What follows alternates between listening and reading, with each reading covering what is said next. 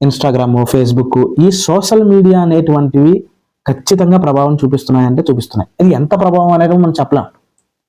మరి ఈ సోషల్ మీడియాలో ఉన్నటువంటి యాక్టివ్గా ఉండి ఈ సోషల్ మీడియాలో స్వేచ్ఛా హక్కులను మాట్లాడుతూ ఇష్టానుసారంగా ఉండేటువంటి వాళ్ళ వల్ల కూడా ఈ అత్యాచారాలు ఎంతో కొంత పర్సంటేజ్ జరగడానికి కారణం ఉంది కదా.